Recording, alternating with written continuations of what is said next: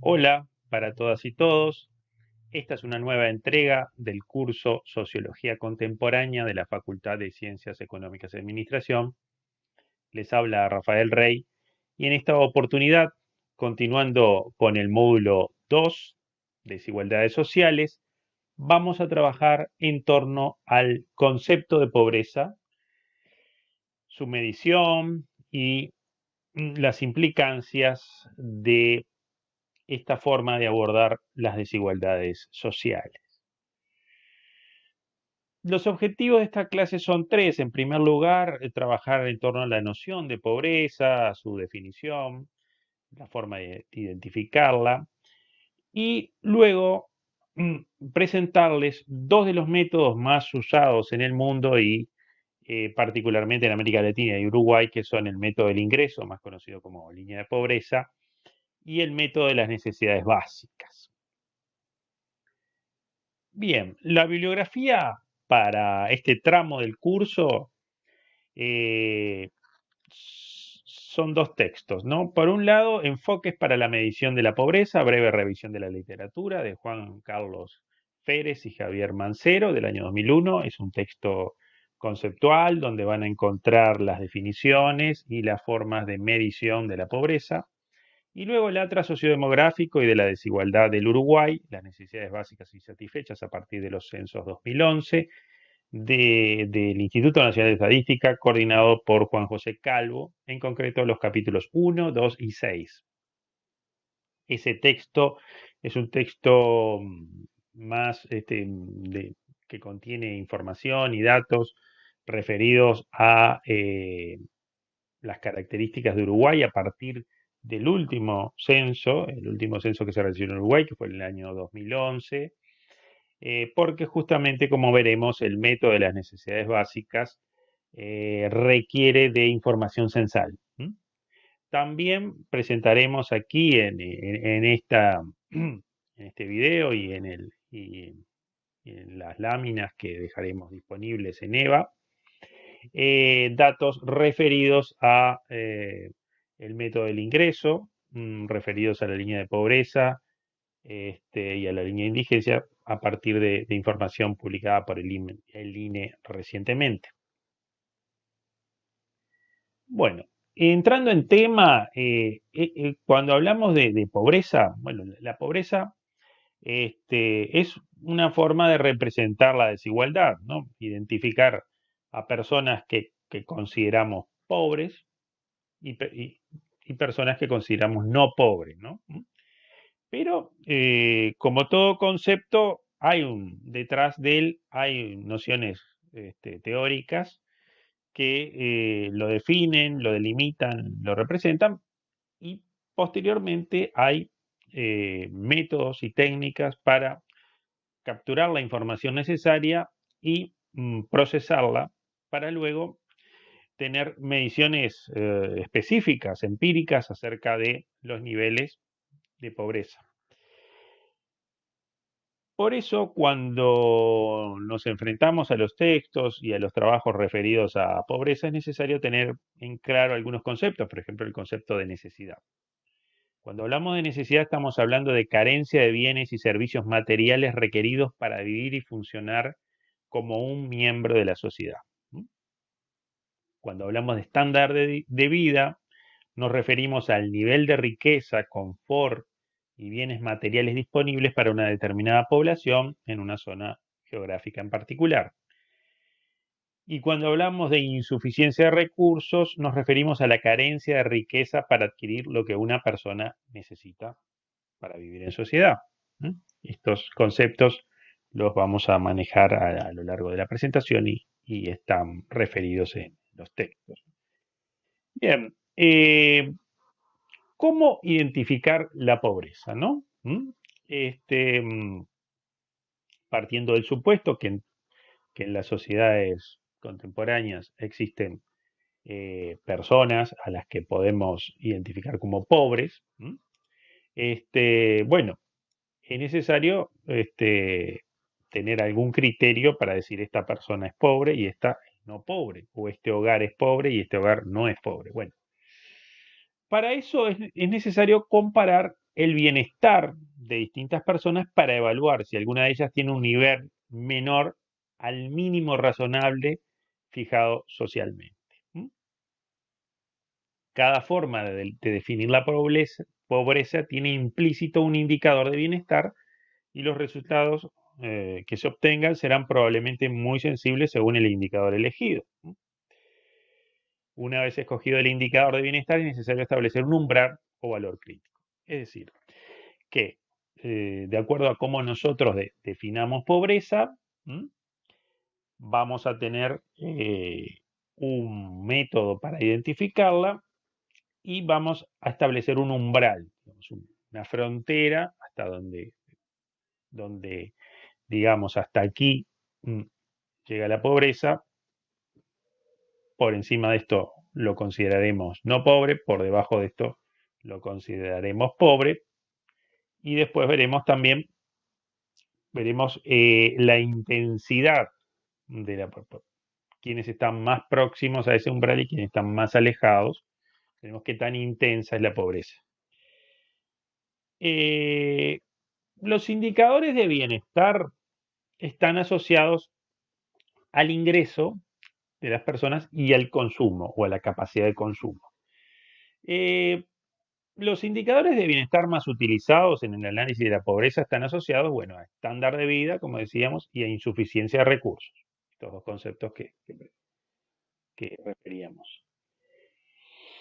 El ingreso es una aproximación al nivel de vida, digamos, una aproximación indirecta, ya que el consumo corriente sería el indicador más apropiado de bienestar. Es decir, nosotros partimos del supuesto de que a partir de un determinado ingreso, las personas tienen determinado ingreso, monetario y no monetario, pero bueno, un ingreso, o aquello, aquel, aquel dinero o aquellos bienes que recibe a cambio de su trabajo o a través de alguna pensión o a través de alguna renta. Entonces, suponiendo que las personas utilizan ese ingreso para satisfacer sus necesidades, para tener un determinado nivel de bienestar, suponemos que a mayor ingreso, mejores condiciones de vida, mejor bienestar. Pero no necesariamente es así. Eso es un supuesto. Partimos de ese supuesto de que las personas hacen un uso racional de su ingreso y lo vuelcan a su bienestar social. El indicador más preciso sería el consumo, es decir, bueno, qué bienes y qué servicios las personas consumen, se hacen de esos bueno, qué tanto consumen en alimentos, qué tanto consumen de vestimenta, qué tanto consumen bueno, de electricidad, etcétera, etcétera, ¿no? Todos aquellos bienes y servicios que le hacen al bienestar social. Eh, pero no solo el consumo presente hace al nivel de vida de las personas, también hay un nivel esperado de consumo futuro. Por eso, a veces el consumo es inferior al ingreso, porque las personas ahorran, porque piensan en su futuro, piensan en un consumo futuro. Entonces, también hay que tener en cuenta eso, que las personas no necesariamente destinan todo su ingreso al consumo porque eh, ahorran eventualmente, aquellas que pueden y que desean, ahorran pensando en un consumo futuro. Por tanto, puede ser criticable el uso exclusivo del consumo o del ingreso, ya que el nivel de vida no está relacionado únicamente con un aspecto material tampoco, porque el nivel de vida,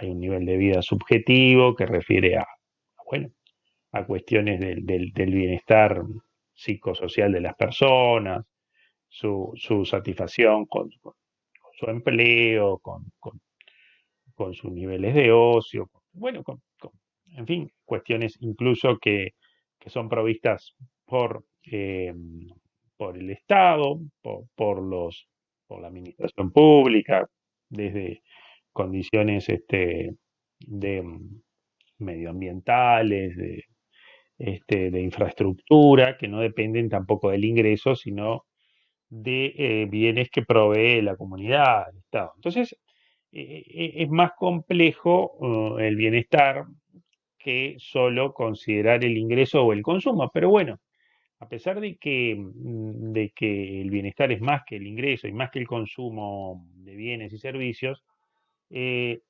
necesariamente para medir el bienestar hay que recurrir a estos indicadores indirectos. Aquellas personas que tienen mejores ingresos o que hacen o que consumen más, serán las que tienen mejores niveles de bienestar. Esa es la idea que se trabaja desde la sociología y desde de la economía también, ¿no? Tratar de ver en qué medida estos dos indicadores pueden estar dando cuenta del bienestar de las personas. Eh, Cuando hablamos de ingreso y cuando hablamos de consumo, podemos estar hablando de ingresos personales, de consumo personal, pero también podemos indicar o referirnos a ingreso o consumo del hogar, porque habitualmente las personas viven en arreglos de convivencia, en familias, en hogares, y tanto el ingreso como el consumo forman parte de un núcleo familiar que habitualmente sus miembros vuelcan el ingreso a ese hogar y el consumo se hace en función del hogar. ¿M? Es decir, los hogares, por ejemplo, utilizan una vivienda colectiva para vivir, o el gasto, hay bienes que tanto los alimentarios como los no alimentarios se consumen en función de la cantidad de miembros y de una suerte de economía de escala. Entonces, a veces medir ingreso o consumo de personas individuales no refleja en su total magnitud cómo está compuesto el ingreso, cómo está compuesto el consumo, porque generalmente son cuestiones que se concretan en función del colectivo del hogar, ¿no? Del conjunto de los miembros. A veces este, es más adecuado a hablar de ingreso total del hogar y luego hacer algún tipo de cálculo a través de lo que puede ser el ingreso per cápita, ¿no? Para llevar el ingreso del hogar a nivel individual, a nivel de persona, ¿no? Eh, y bueno, por supuesto que cuando hablamos de ingreso o consumo del hogar, vamos a tener que tener en cuenta sobre todo el tamaño del hogar, evidentemente, y también otras características como puede ser la edad de los miembros, es decir, si hay muchos miembros menores de edad, que en algunos aspectos pueden tener menores necesidades, en otros mayores, también cuestiones de género, etcétera, etcétera. Hay que estudiar particularmente la composición de los hogares para determinar, para poder hacer equivalencias entre un hogar y otro y poder clasificarlos en, en lo que nos interesa a nosotros, que va a ser la pobre, si pertenecen si podemos considerar hogares pobres o no pobres, ¿no? Em, por eso se usan, vamos a ver, algunas escalas de equivalencia. No es el caso específico de Uruguay, pero en otros países hay escalas de equivalencia, dado que las necesidades de los miembros no son todas las mismas. Tampoco no es lo mismo un hogar en un determinado punto geográfico que en otro, en la ciudad que en el campo, o en las zonas rurales, en las zonas urbanas. Este, por eso, en general, en muchos países, en muchos sistemas estadísticos de algunas naciones, se utilizan escalas de equivalencia para ajustar esa composición diferente del hogar o esa ubicación distinta a nivel geográfico. Eh, bueno, por tanto, eh, hay una cuestión importante que es luego de que uno identifica las personas que están en situación de pobreza. Creo que el concepto situación de pobreza es tal vez más adecuado que hablar de pobreza, ¿no? De hogares pobres o no pobres. Es más adecuado hablar de situación de pobreza porque los hogares no son necesariamente pobres por naturaleza o per se, sino que caen en situación de pobreza por insuficiencia de ingresos, o porque carecen de algún bien básico para su bienestar material. Entonces se habla de situación de pobreza y bueno, este, por tanto, es necesario tener un baremo, una unidad de medida que nos permita identificar la extensión de la pobreza o de la situación de pobreza y el estado actual de, de este fenómeno, que resuma a través de un índice la información que se recoge de las personas o de los hogares, ¿no? Ese es el trabajo que en general los institutos de estadística de todo el mundo y los investigadores que trabajan con el tema de la pobreza eh, realizan, tratan de resumir en un indicador eh, toda la información respecto a la pobreza. ¿Para qué es necesario? Bueno, en primer lugar, para ver la magnitud del fenómeno, hacer un recuento y ver si las personas o los hogares en situación de pobreza son muchos, pocos y cómo han variado en el tiempo. También para ver la brecha, o sea, la distancia que hay entre los hogares pobres y los no pobres. Y la severidad, digamos, qué tan severo es el fenómeno de la pobreza, ¿no? Además de qué tan extendido está, qué tan profundo es y a qué distancia están esas personas, esos hogares, de salir de la situación de pobreza. Este, eso es lo que a lo que nos referimos cuando hablamos de severidad, qué tan alejados están de ese umbral que les permita en algún momento dejar de ser hogares pobres, hogares en situación de pobreza o personas en situación de pobreza. Bueno, hay una serie de indicadores de bienestar este, que nos van a que nos van a permitir identificar luego personas y hogares en situación de pobreza. Los podemos clasificar del siguiente modo: los directos y los indirectos, los objetivos y los subjetivos, y los absolutos y los relativos.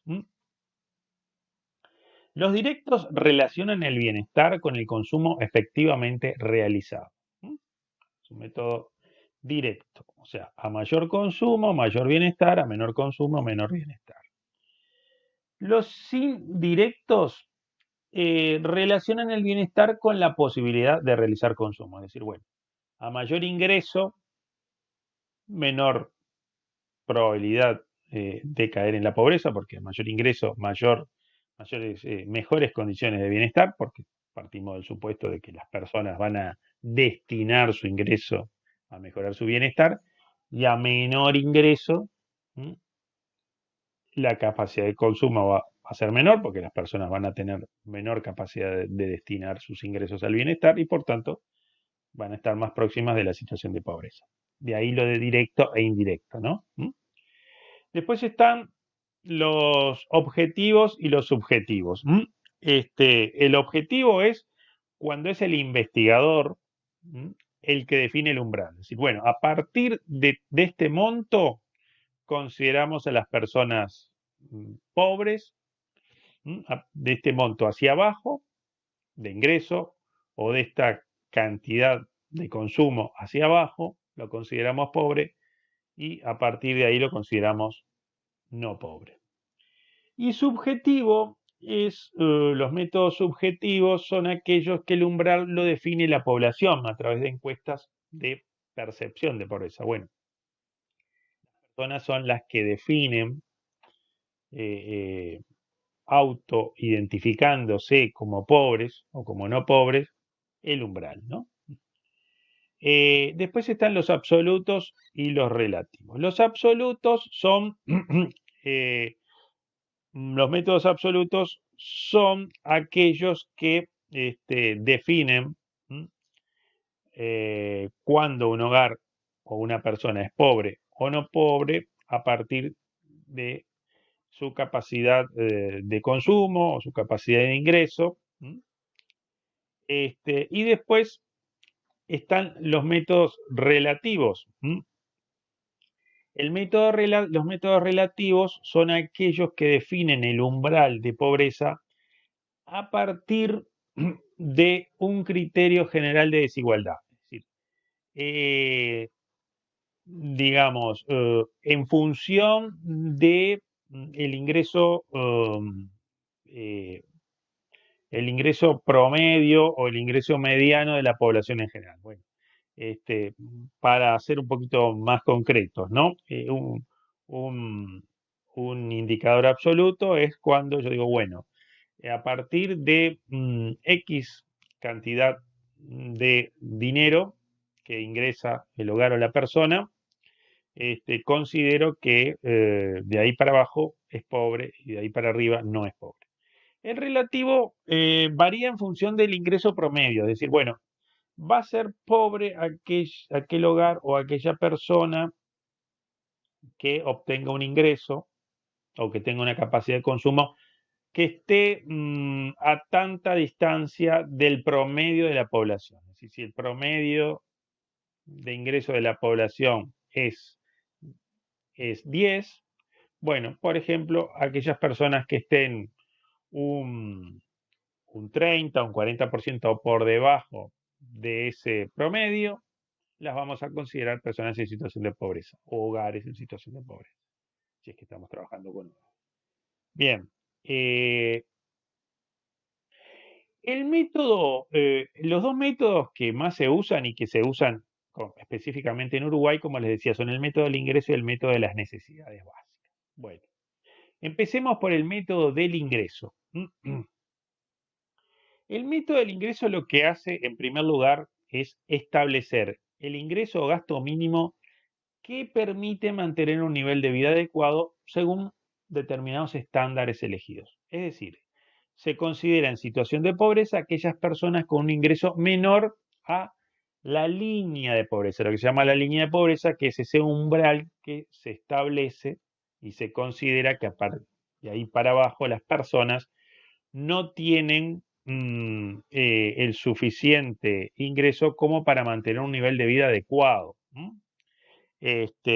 Bueno, cómo se establece esta línea de pobreza? Bueno, es una línea absoluta y objetiva, es un método, lo clasificaríamos dentro de los métodos objetivos y de los métodos absolutos. Absoluto porque esa línea no va a variar en función del ingreso de la población, esa línea a lo sumo se va a ir ajustando por IPC, pero esa línea, luego que se establece, va a mantenerse en el tiempo hasta que se decida cambiar el método, modificarla, hacer un nuevo estudio para identificar y modificar ese umbral, pero en principio se mantiene siempre constante en el tiempo, salvo los ajustes por IPC o algún otro tipo de ajuste por inflación que se le hace.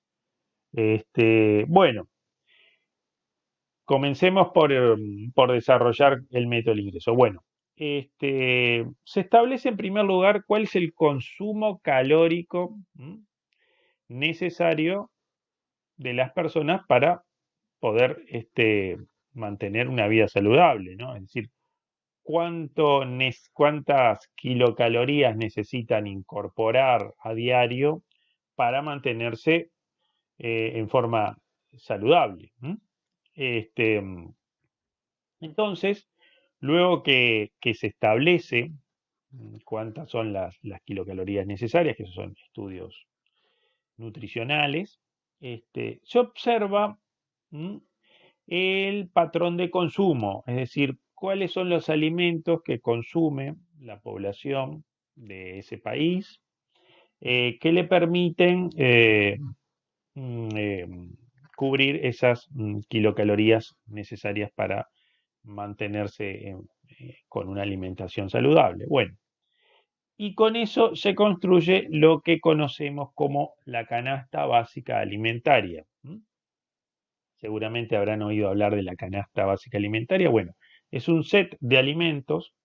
Ese set de alimentos varía en cada país porque a ese número de kilocalorías necesarias para mantenerse saludable, se puede llegar por distintas vías, por consumo de distintos conjuntos de alimentos, y cada país tiene a través de pautas culturales o de acceso a determinados alimentos, puede llegar a obtener esas calorías por una composición distinta de alimentos. Entonces se estudia para el caso, por ejemplo, para este caso, para el caso de Uruguay.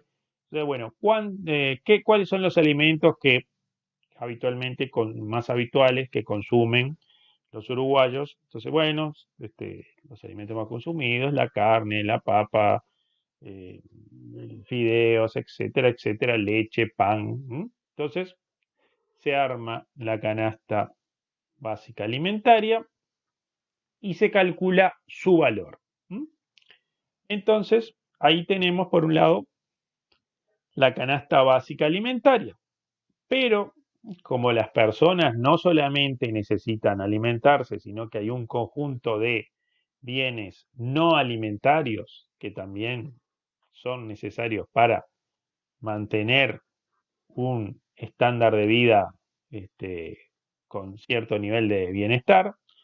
Entonces, lo que hace es esos otros bienes, bueno, son vivienda, vestuario, o sea, ropa, educación, transporte, etcétera.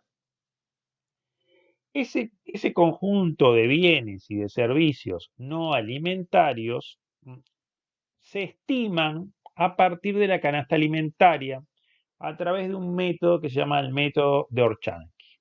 Nosotros no vamos a entrar en disquisiciones, ni les vamos a pedir que tampoco las manejen, pero como concepto general lo que queríamos transmitir es que se calcula el valor de la canasta alimentaria. Primero se identifica cuáles son los alimentos habitualmente consumidos por la población uruguaya.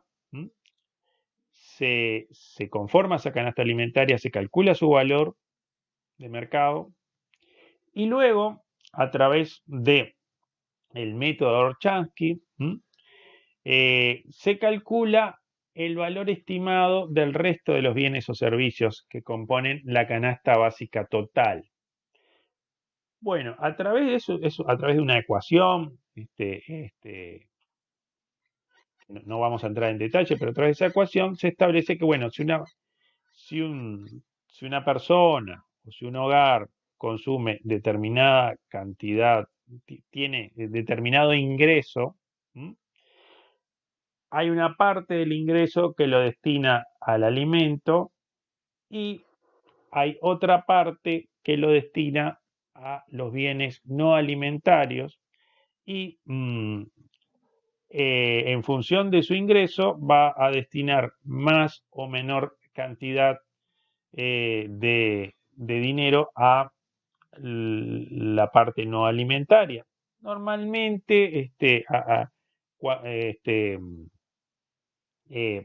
digamos, varía, o sea, más o menos es entre el doble, el triple de ingresos que se destinan a la parte no alimentaria. Entonces, se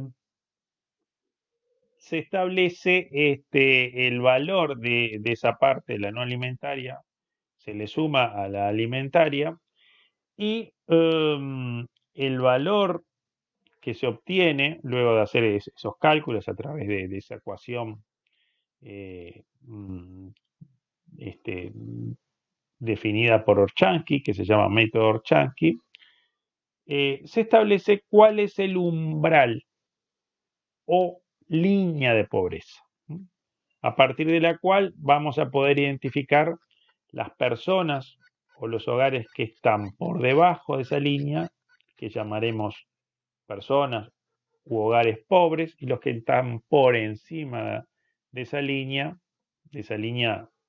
que tiene un valor monetario, un valor en pesos,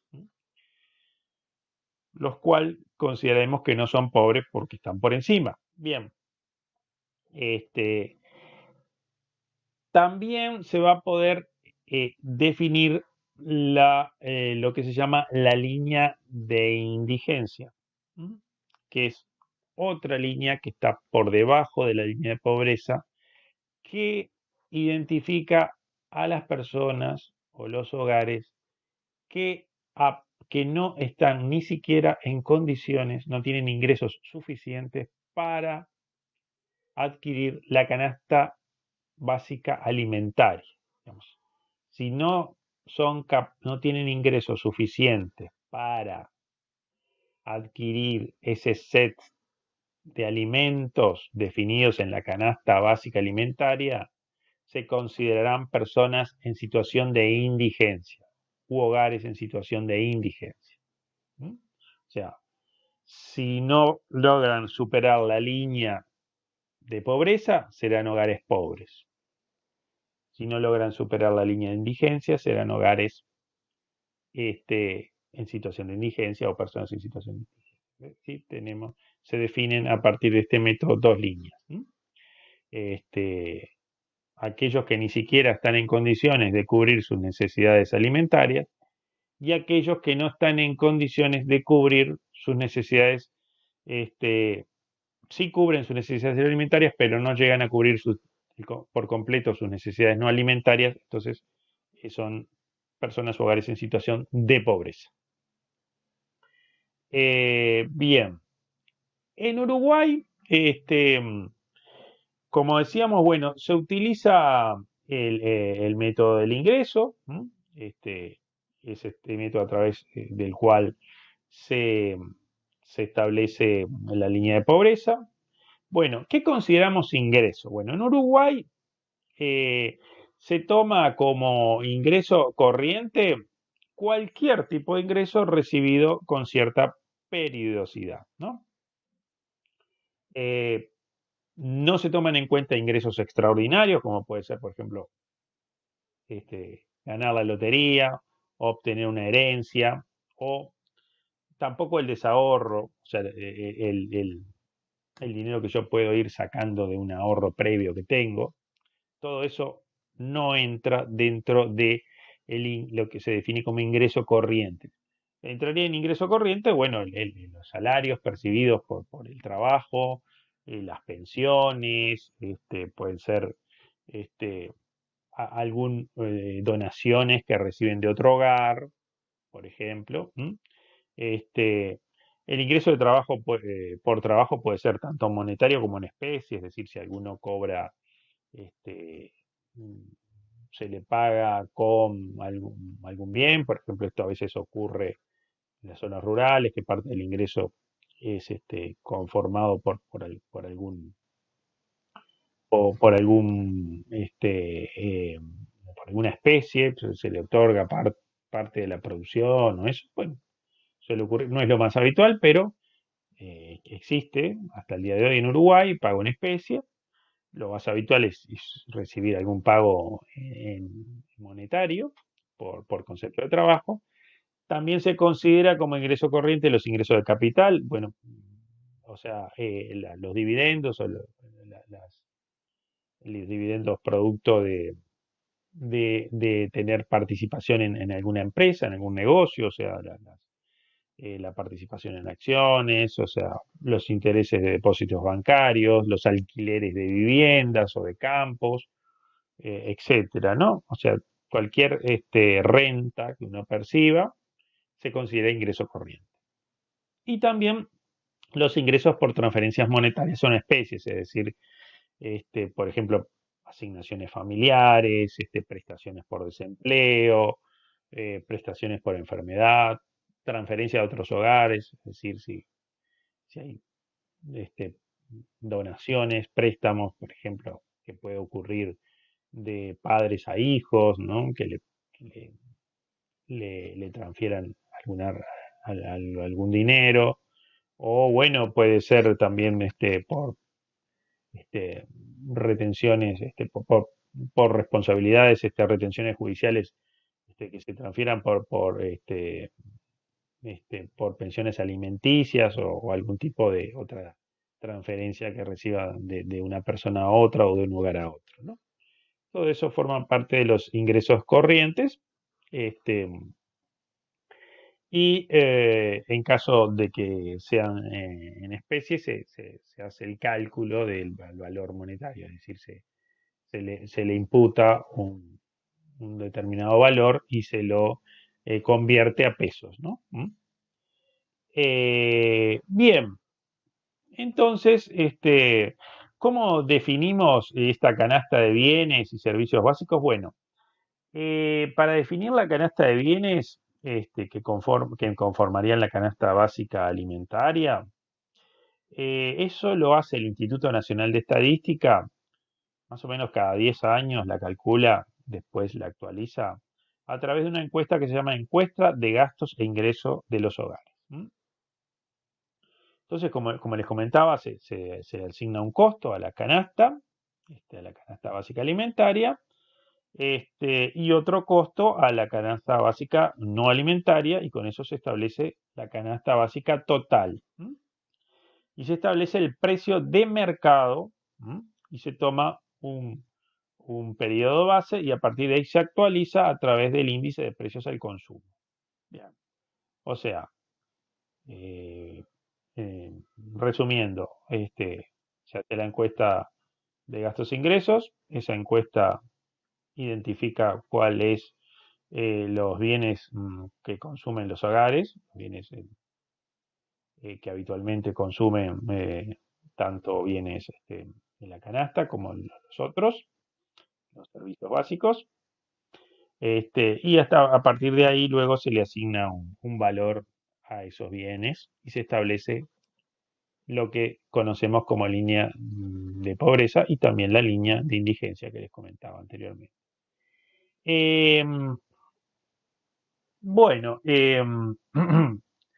o sea que, y no se consideran los cambios de patrones en el consumo de la población en ese periodo, o sea, más o menos se hace cada 10 años. Entonces, por supuesto que los patrones de consumo varían en el tiempo, ¿no? Hay cosas que desaparecen de la canasta alimentaria, hay cosas que ingresan nuevas y que por supuesto tienen distinto valor, o incluso hay bienes también no alimentarios que desaparecen de, de- de- del consumo habitual de los hogares y otros que se incorporan, por ejemplo, por poner un ejemplo, la telefonía celular de repente hace 20 años era algo muy raro, muy poco habitual y hoy es algo que forma parte casi de las necesidades de las necesidades básicas, o sea, para comunicarse, para poder vivir en sociedad prácticamente necesario contar con un teléfono celular. Bueno, eso años atrás no existía, entonces por supuesto no se incluía ese tipo de cosas. Bueno, también hay cambios en los patrones de consumos alimentarios, si bien suelen ser más estables, también hay alimentos que desaparecen y otros que se vuelven más habituales por cuestiones de patrones de consumo, por cuestiones culturales, etcétera, ¿no? Bueno, para que se hagan una idea, el último dato disponible eh, proporcionado por el Instituto Nacional de Estadística es para agosto de este año, y para el caso de Montevideo, el valor de la canasta básica alimentaria lo estableció el INE en 4.120 pesos con 32 centésimos. Ese es el valor de una canasta básica alimentaria por persona. Se establece una canasta básica para Montevideo y otra para el interior. Vamos a manejar los datos de Montevideo. La del interior es más baja, es menor valor. O sea que se considera que con 4.120 pesos con 32 centésimos hasta el mes de agosto, una persona podía cubrir sus necesidades alimentarias durante un mes. Y la canasta básica total, es decir, los bienes alimentarios más los no alimentarios, ¿no? En agosto de 2020 alcanzó un valor de 15.837 pesos con 90 centésimos para el caso de Montevideo. Es decir, una persona que tenga unos ingresos por debajo de ese valor va a ser considerada una persona pobre. Si está por encima, no estará en situación de pobreza. Si tiene ingresos menores a estos 4.120, bueno, va a estar en situación de indigencia. Si está por encima, no va a estar en situación de indigencia, estará en situación de pobreza. Y si logra superar los 15.837, logrará superar la situación de pobreza, ¿no? Es decir, estamos hablando por persona. Es decir, y si un hogar está compuesto por 4 personas, ese hogar para no estar en situación de pobreza tendría que, bueno, multiplicamos más o menos, tendríamos que estar por encima de los 64.000 pesos, así de memoria, digamos, un hogar para no estar en situación de pobreza, ¿no? Estos son datos oficiales, datos del Instituto Nacional de Estadística del Uruguay, agosto 2020. Bien, eh, bueno, como les decía, bueno, a partir de esos valores establecemos la línea de pobreza y la línea de indigencia, ¿no? Se supone que una persona que supere esos umbrales habrá logrado superar la situación de pobreza. ¿Mm? Bien, los datos respecto a los hogares y a las personas están disponibles para el año 2019. Estuve haciendo unas consultas en la página del Instituto Nacional de Estadística. Ustedes esto lo pueden chequear si lo desean. Bueno, según el Instituto Nacional de Estadística, hasta el año 2019 había un 0,1% de hogares bajo la línea de indigencia. Es decir, que cada 1.000 hogares había uno que no superaba el ingreso necesario para cubrir las necesidades básicas alimentarias. Y había un 0,2% de personas que no lograban superar la línea de indigencia. Es decir, cada 1.000 personas encontrábamos dos que no alcanzaban el ingreso mínimo previsto para cubrir las necesidades alimentarias básicas. Es decir, hay relativamente pocas personas en el Uruguay y relativamente pocos hogares en situación de indigencia. Ahora bien, en situación de pobreza encontramos un poco más, ¿no? Para 2019 teníamos un 5,9% de los hogares en situación de indigencia, ¿no? Cada 1000 hogares, 59 se encontraban bajo perdón, la línea de pobreza, estamos hablando ahora, la línea de pobreza. O en los hogares pobres teníamos 5,9% de hogares pobres, es decir, cada 1000 hogares, 59 se encontraban por debajo de la línea de pobreza. Y en cuanto a las personas, a la cantidad de personas, teníamos un 8,8 de personas en situación de pobreza. O sea que cada 1000 personas, 88 se encontraban debajo de la línea de pobreza. Estos datos son, si los comparamos a nivel regional, son datos bastante buenos. Incluso si los comparamos en el tiempo, son datos bastante bajos. Ahora lo vemos aquí en esta gráfica, la incidencia de hogares pobres. Fíjense que primero la indigencia, ¿no? En el año 2016, en el año 2006 teníamos un 1,4% de los hogares en situación de indigencia. En el 2019 bajó a 0,1. Como pueden ver en el gráfico, hubo una caída muy importante a partir de 2008, ¿no? Una caída muy importante. Entre 2008 y 2011 hubo una caída muy grande y luego siguió cayendo y a partir de 2016 se mantiene más o menos estable en un 0,1, que como veíamos es un valor bastante pequeño, ¿no? En cuanto a la incidencia de la pobreza en los hogares, tenemos, fíjense que en 2006 teníamos un 24,2%, o sea, casi la cuarta parte de la población uruguaya estaba en situación de pobreza, la cuarta parte de los hogares, y en 2019 alcanza un 5,9%, o sea, tuvo una baja muy importante, muy, muy importante. En los últimos años, como podemos ver, tuvo un pequeño repunte, porque en 2017 había llegado a 5,2 y a partir de 2017, 2018 empieza a subir 5,3, 2019 5,9. Habrá que ver cómo continúa evolucionando en este año, con esta situación particular de la emergencia sanitaria, si ese indicador continúa en alza o no, veremos.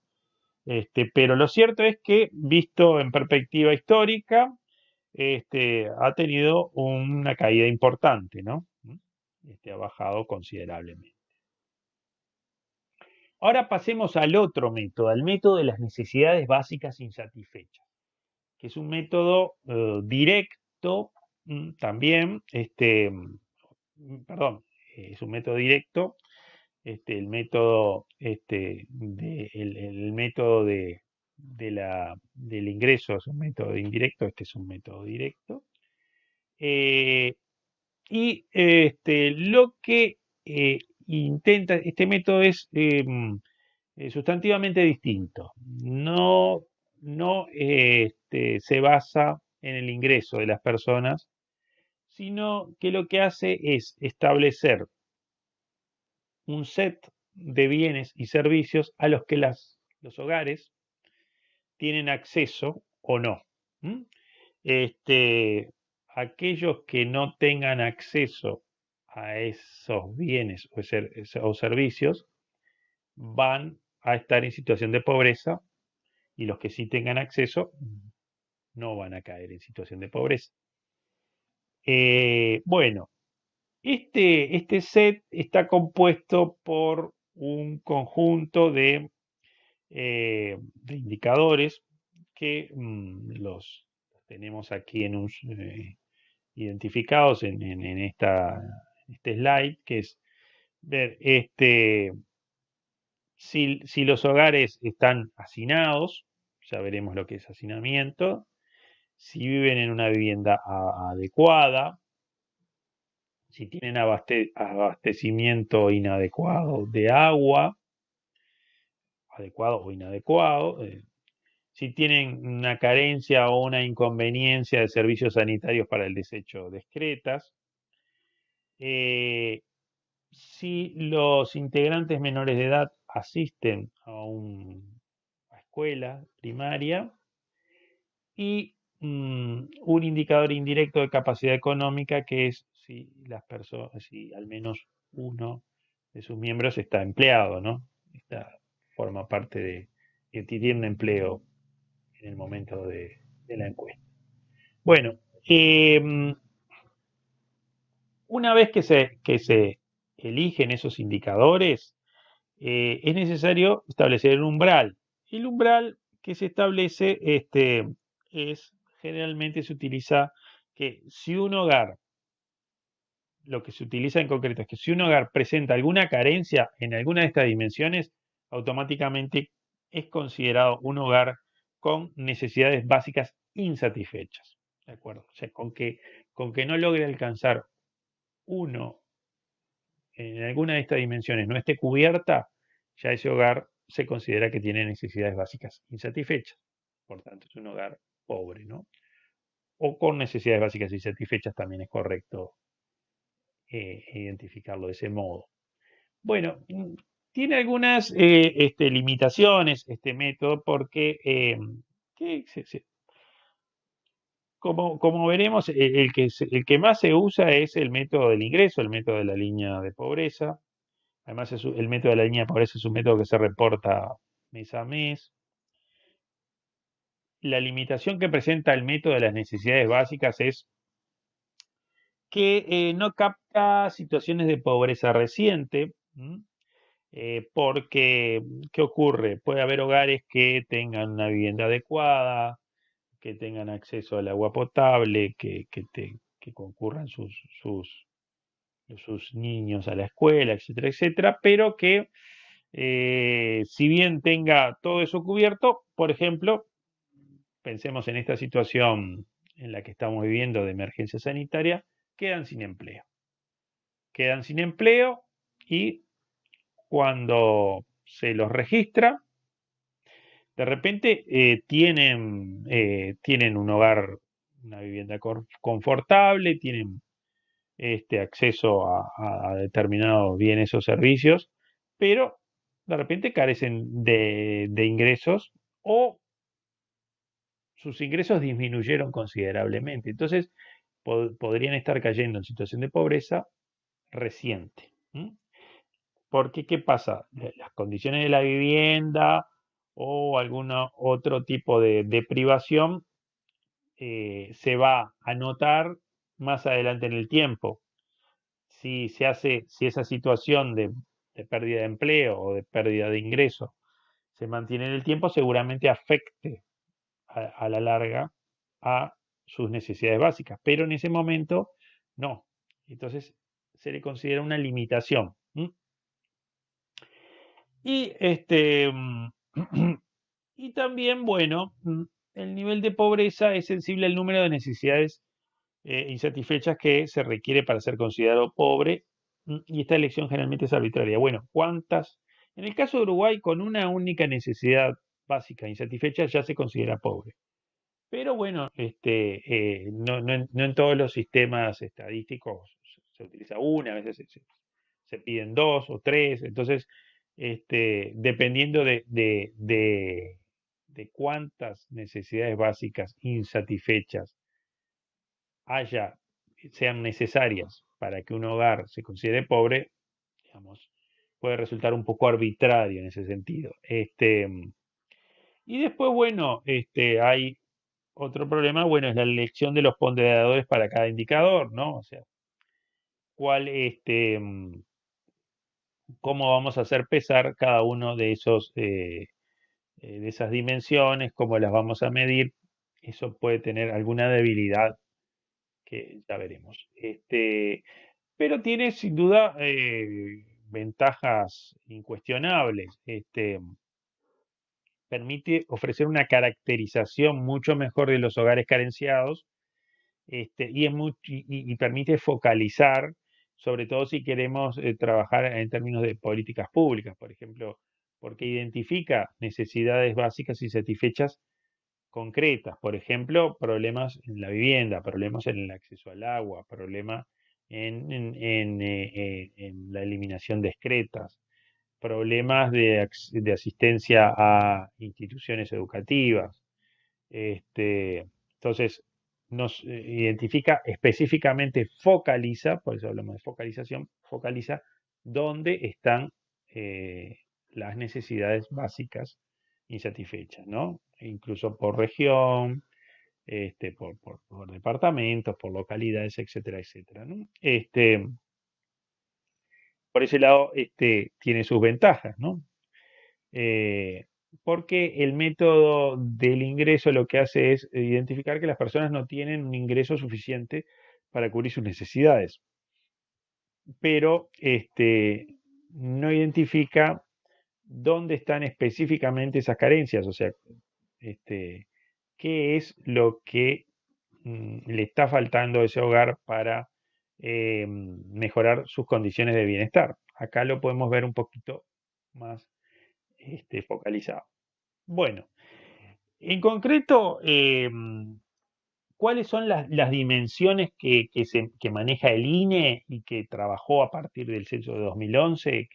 Digamos, lo que ocurre es que, ¿por qué no se hace más habitualmente el método de las necesidades básicas? Porque necesitamos información censal, porque hay mucha información que solo se recoge en el censo, no se recoge en las encuestas continuas de hogares. Entonces, por eso se hace ahora el censo parece que se va a hacer en el año 2022, si no me equivoco. Se está trabajando, 2023, se está trabajando para un nuevo censo. Bien. Hay una serie de dimensiones: vivienda decorosa, abastecimiento de agua potable, servicio higiénico, energía eléctrica, artefactos básicos de confort y educación. Esas son las dimensiones. Bueno, dentro de la dimensión vivienda decorosa tenemos la materialidad de la vivienda. ¿m? Es decir, si el hogar habita una vivienda con techos y paredes construidos predominantemente con materiales de desecho o de piso de tierra sin contrapiso, es decir, si cuando llega el encuestador a realizar la encuesta observa que ese hogar está conformado por una vivienda con techos y paredes construidos en su mayoría con materiales de desecho o con piso de tierra y sin contrapiso, ese hogar no tendría una vivienda decorosa, no estaríamos frente a una vivienda decorosa. Por tanto, no cubriría esa dimensión. Esa necesidad básica no estaría cubierta. Puede ocurrir que tampoco no cumpla con la condición de vivienda decorosa si el indicador de espacio habitable nos dice que más de 2 miembros por habitación tiene la vivienda, excluyendo el baño y la cocina. Es decir, si una vivienda tiene 2 dormitorios más un living comedor, serían 3 habitaciones, porque se excluirían el baño y la cocina. No puede haber más de 2 miembros por habitación.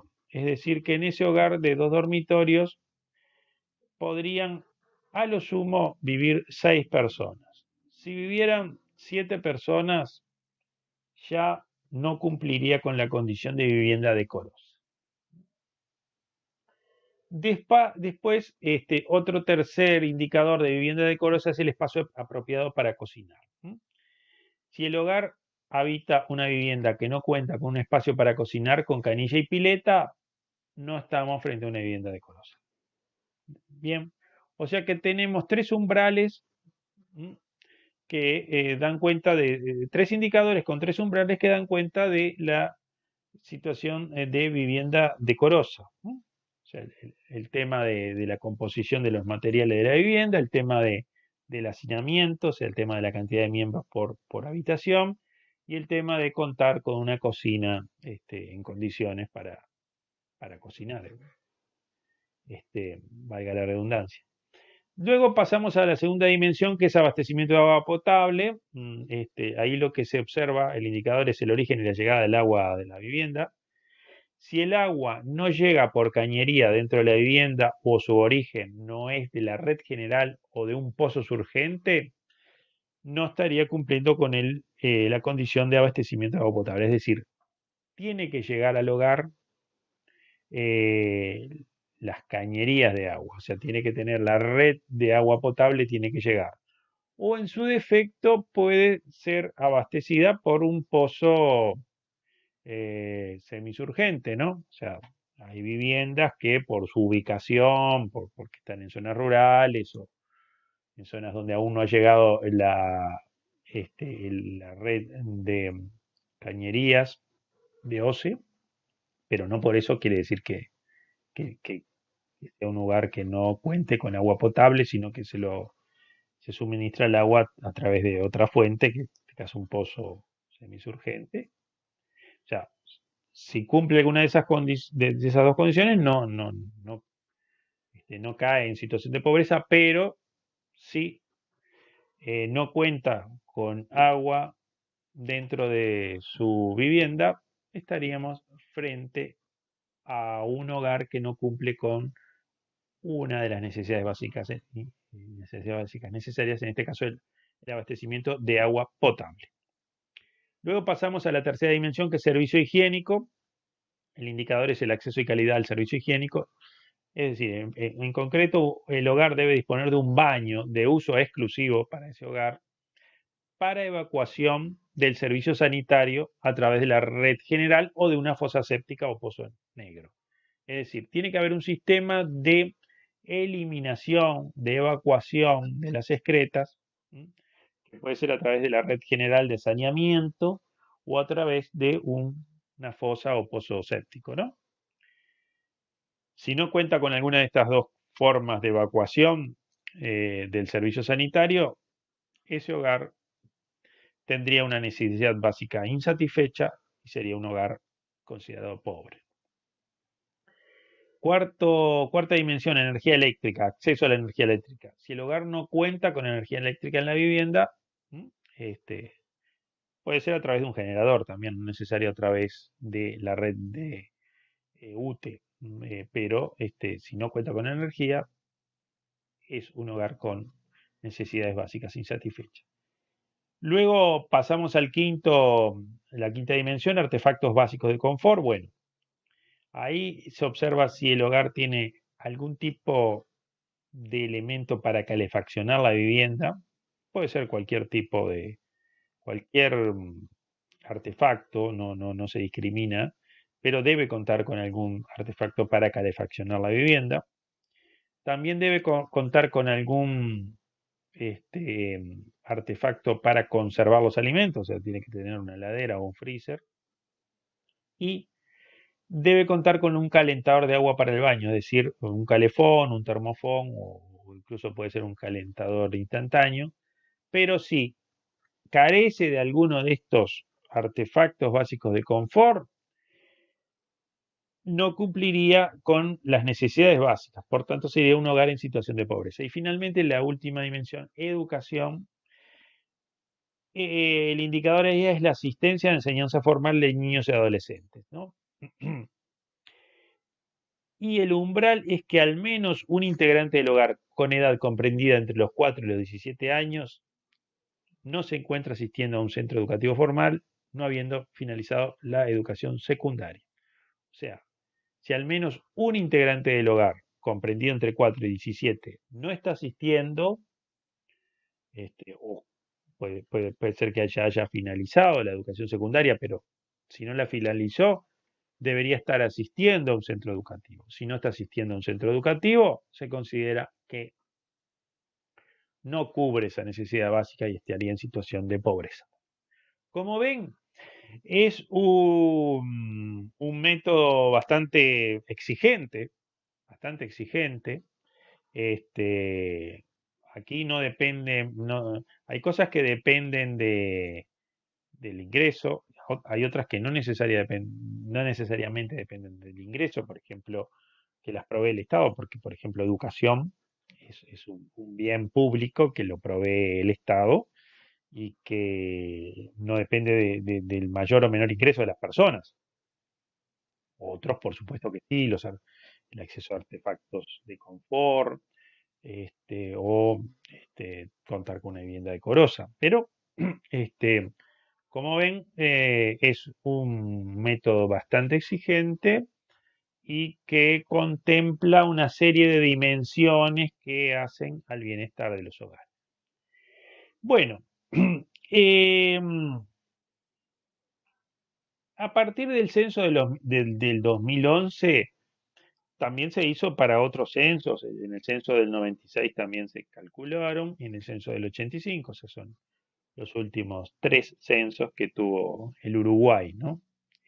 Hasta el momento. Digo, los últimos tres recientes, hubo otro censo, por supuesto, en el año 75, y anteriormente hubo dos censos más. Pero digo, los tres censos más recientes, para esos censos se calcularon la cantidad de hogares con necesidades básicas insatisfechas, ¿no? Este, mm, y por supuesto las personas, porque los hogares están compuestos por personas. Este, mm,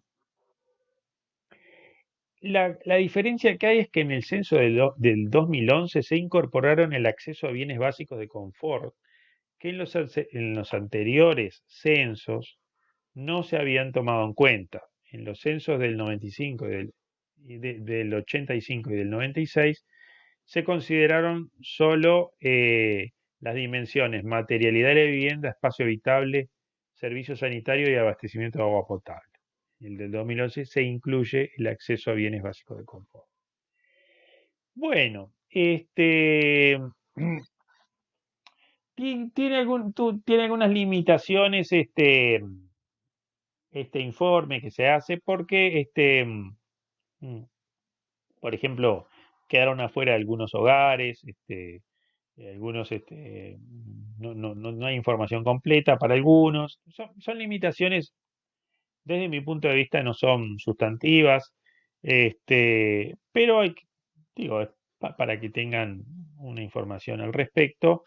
Eh, y, em, y también es cierto que hay un indicador como, que nos interesaba destacarlo, que es el de la educación. Ustedes, como veremos más adelante cuando hablemos del tema de la educación, el problema de la educación en Uruguay es un problema importante, complejo. Hay muchos adolescentes y jóvenes que no están asistiendo a centros educativos, hay mucho abandono, hay mucha deserción, sobre todo de la enseñanza secundaria, y por tanto, este, incluir dentro de las necesidades básicas el acceso a la educación lo hizo mucho más ambicioso a este cálculo de las necesidades básicas insatisfechas en el censo de 2011. Eh, bueno, veamos ahora algunos resultados del censo de 2011 con esta nueva metodología que incorpora el tema, sobre todo de los bienes de confort, que es algo nuevo, y teniendo en cuenta la cuestión de la educación, ¿no? Eh, Según este trabajo del INE, se encuentran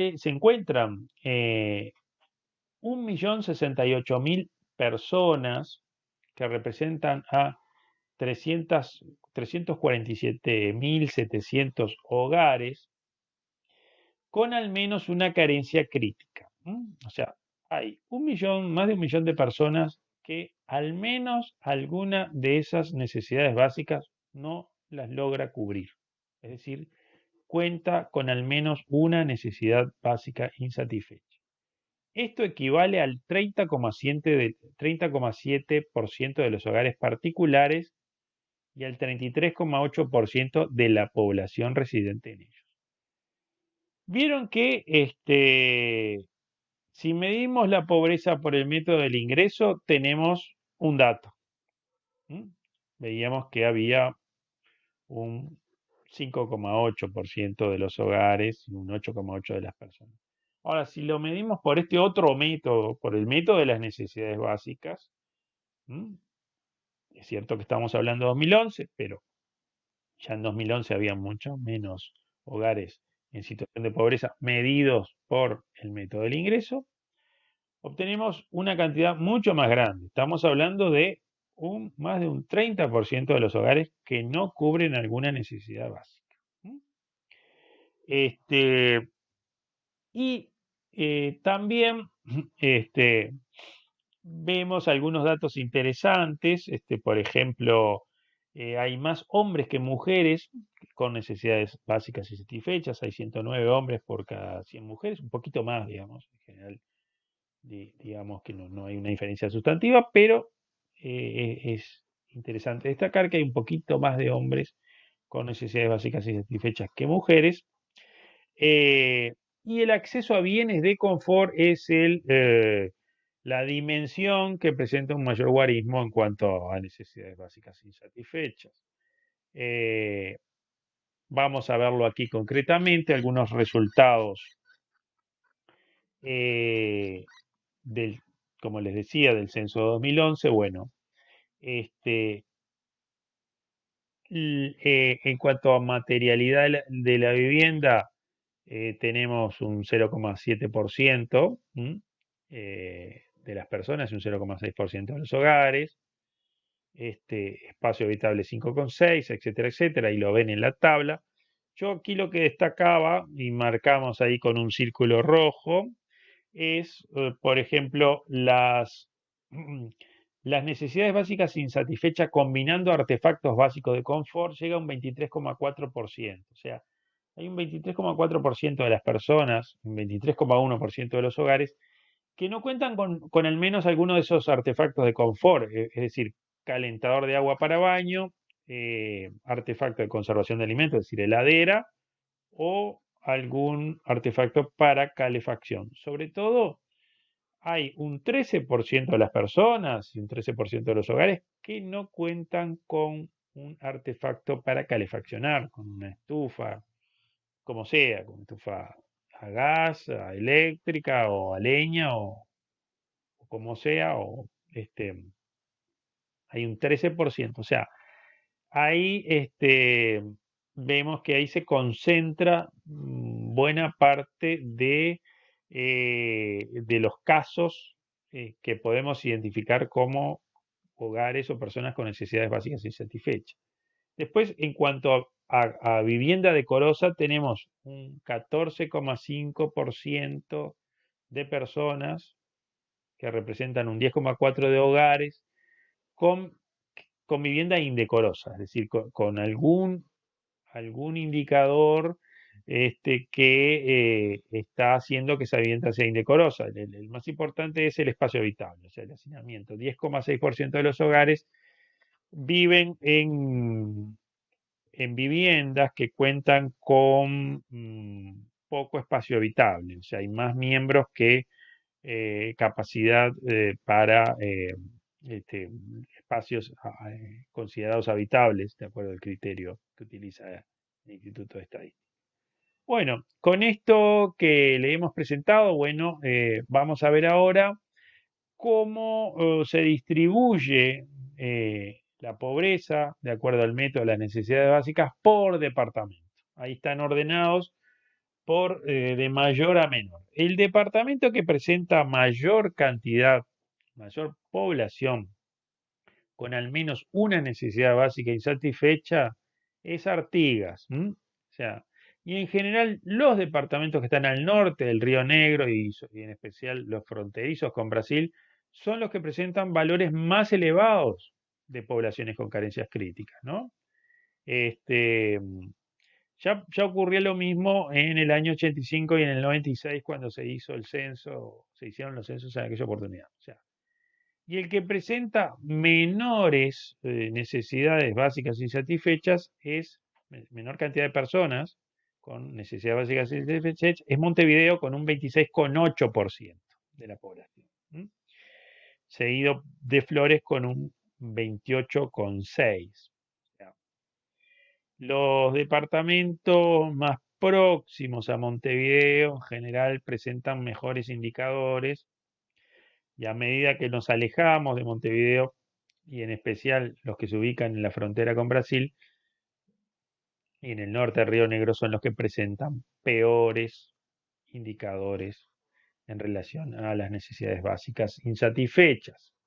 Y en cuanto a Montevideo, ahora vamos a ver, este es el mapa de Montevideo, como podrán observar, y los barrios, los que están más en bordón, rojo oscuro, los más colores más intensos, son los que presentan peores indicadores en relación a las necesidades básicas insatisfechas. Como podrán ver, los que presentan mejor situación son las zonas, los barrios que están de Avenida Italia hacia el sur, ¿no? O sea, Carrasco, Malvin, Positos, Buceo, este, Punta Carretas, hasta Parque Rodó. Esos son los mejores barrios. Y el Prado, ahí en el medio ven también en claro la zona del Prado, son los que presentan muy bajo porcentaje, entre 3,7 y 14,3% de las personas en situación de pobreza medidas por NBI. Y como podrán ver, a medida que nos alejamos de las zonas centrales, vemos ahí toda la zona del cerro, y a la izquierda del mapa y hacia la zona noreste de la capital, son los que presentan mayores niveles de necesidades básicas insatisfechas, entre un 40,4 y un 60,1, ¿no? Son esos barrios que presentan peores indicadores. Evidentemente esto muestra que Uruguay también, lo mismo que ocurre con Uruguay, donde las zonas al norte del Río Negro son las que presentan peores indicadores, lo mismo ocurre en Montevideo.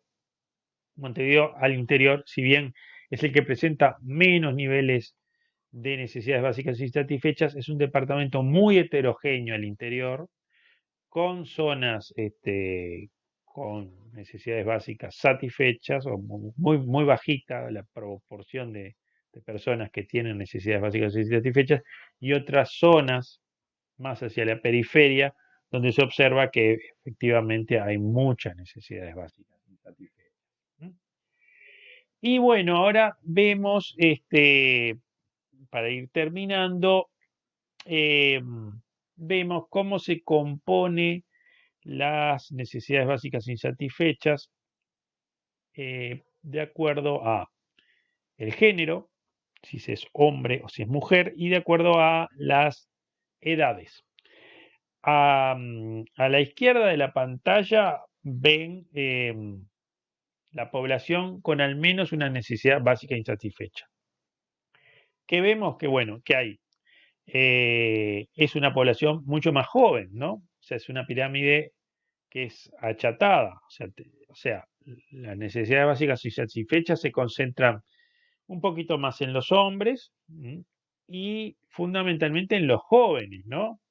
En la población más joven, en los menores de 24 años. A partir de los 25 años, los niveles de pobreza, de pobreza medidos por NBI tienden a decrecer, pero, o sea que las necesidades básicas insatisfechas están muy concentradas en la población joven, ¿no?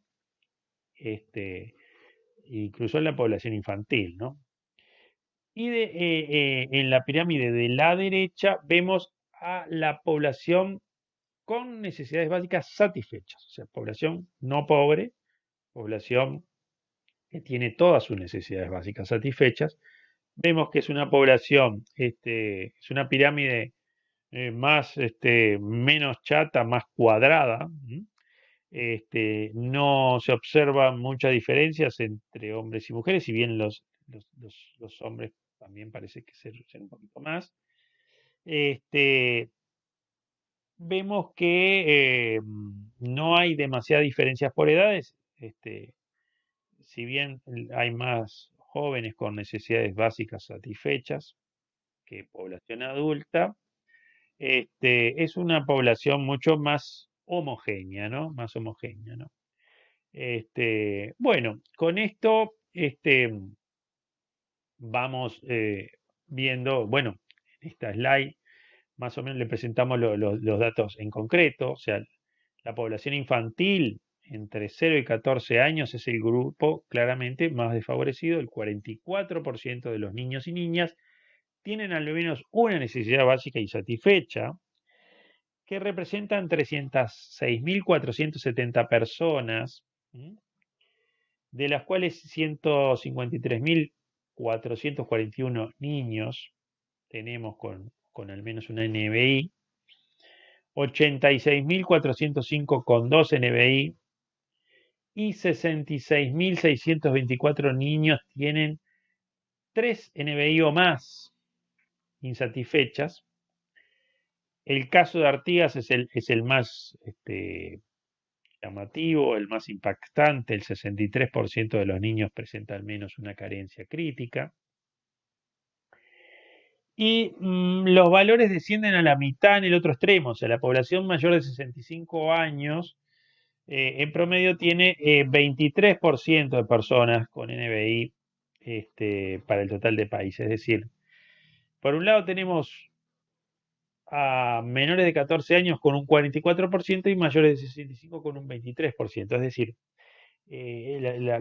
la condición de pobreza medida por las necesidades básicas insatisfechas nos muestra que fundamentalmente los niños son los que están en situación mucho más vulnerable y mucho más crítica. Los adultos mayores no presentan tantas necesidades básicas en promedio, ¿no? La proporción es menor, o sea, solo un 23% de esas personas está en situación de pobreza media por las necesidades básicas insatisfechas. Bien, y por último les queríamos mostrar algo que también se hizo en el censo de 2011, que es aquellas personas que tienen alguna necesidad insatisfecha y que a su vez presentan alguna limitación, alguna discapacidad severa. Fíjense que hay personas que tienen dificultades para oír, para ver, para caminar, para entender. Bueno, las personas que tienen alguna limitación están en peores condiciones de pobreza, ¿no? Por ejemplo, las personas que tienen al menos una limitación, tienen que tiene al menos alguna limitación, presentan mayores niveles de necesidades básicas insatisfechas. Este, eh, eh, ahí lo ven claramente en el gráfico, o sea que si a su vez le sumamos alguna limitación, las condiciones de pobreza se agudizan, se ven mucho más, es mucho más intensa la pobreza entre, entre esas personas, ¿no? Bien, con esta presentación esperemos haber hecho un poco más amigable los textos que les toca leer para esta parte del curso. Resumiendo y tratando de sintetizar lo que hemos visto, bien. En primer lugar, tener en cuenta que la pobreza es un concepto socialmente construido. Lo que podemos definir como pobre o no pobre va a depender de definiciones conceptuales que el investigador establezca. Y los dos grandes métodos, los dos métodos que se utilizan en nuestro país son el método del ingreso, o más conocido como el método de la línea de pobreza, y el método de las necesidades básicas insatisfechas. Por estos dos caminos llegamos a niveles de pobreza diametralmente distintos, ¿no? Una cosa es observar la cantidad de pobres que hay por insuficiencia de ingresos y otra cosa es ver la cantidad de pobres que hay porque carecen de alguna necesidad básica. Ningún método es mejor que otro. los dos métodos nos representan de forma diferente la composición de la pobreza en nuestro país. Lo que tienen que tener claro es cuando ven alguna cifra, tanto por un método o por el otro, ver cómo fue construido ese indicador. ¿Mm? Y qué cosa nos está mostrando, qué cosa nos representa. Eso es lo que nos interesa, dado que ustedes como futuros profesionales de las ciencias económicas seguramente en algún momento van a tener que interpretar o leer algún dato y lo interesante es que puedan hacer una lectura eh, mm, correcta de los datos que se está presentando, que habitualmente en nuestro país los presenta el Instituto Nacional de Estadística. Bueno, muchas gracias por haber llegado hasta aquí y nos vemos en una futura entrega de Sociología Contemporánea. Gracias.